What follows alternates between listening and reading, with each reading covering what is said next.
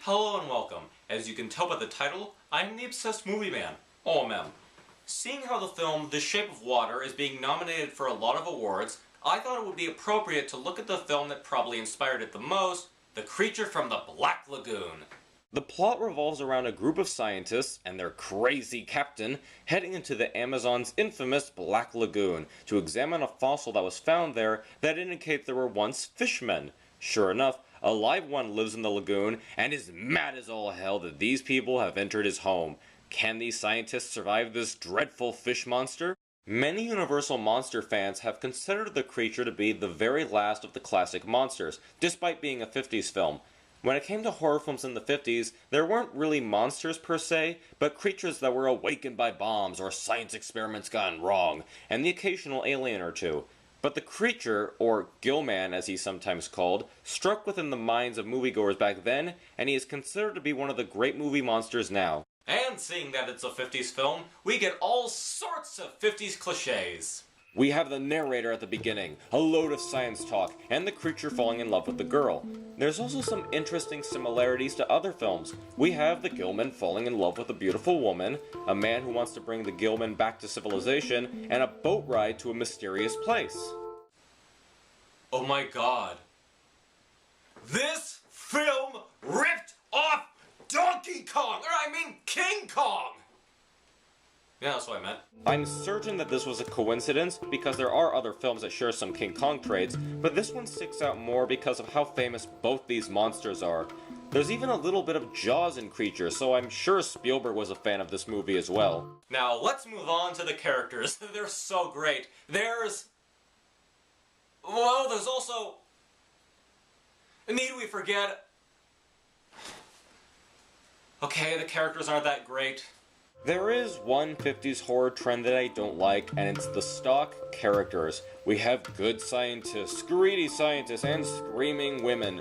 But I will make the argument that Captain Lucas in this film is a lot of fun. He laughs, tells jokes, and even threatens the greedy scientist at one point. God bless you, Lucas. God bless you, Captain Lucas. But if we're talking about all characters and not just the humans, then the Gillman is a pretty cool character. Again, he has the cliche of falling in love with the human girl, but he's also territorial about his home, both on land and in water. Two different actors played him. On land it was Ben Chapman, and underwater it was Rico Browning.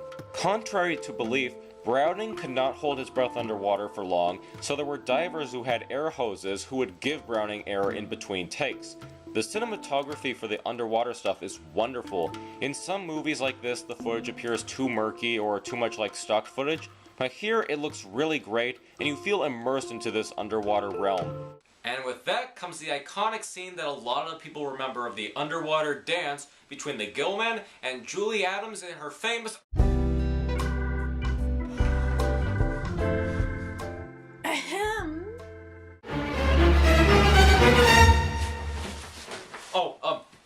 Sorry.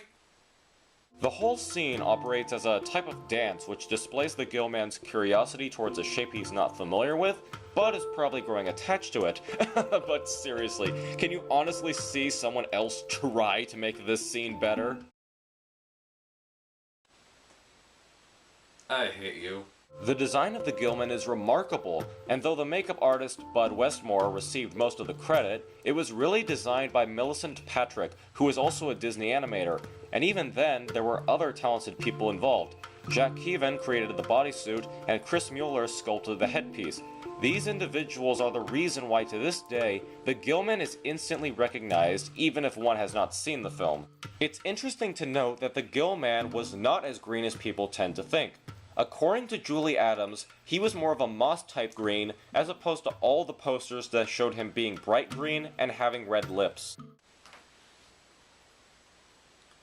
How dare you lie to me! The music was done by three people, Henry Mancini, Hans J. Salter, and Herman Stein. I first heard this music when I watched the American version of King Kong vs. Godzilla, which was distributed by Universal, so they used the music from this and The Wolfman.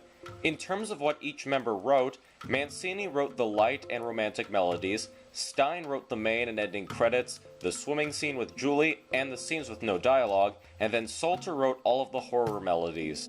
It's also worth noting that the film was originally presented in 3D.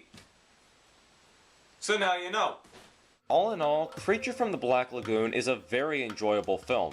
Sometimes though, there can be too much talking, and there are some swimming sequences that might go on too long, but it has great locations, wonderful music, and a phenomenally designed and acted monster. If you want to see where Del Toro got a lot of his inspiration from, or are just simply looking for a fun time, then cast your nets and pick up The Creature from the Black Lagoon. Thanks, this is an O.M.M review. This is O.M.M, signing out.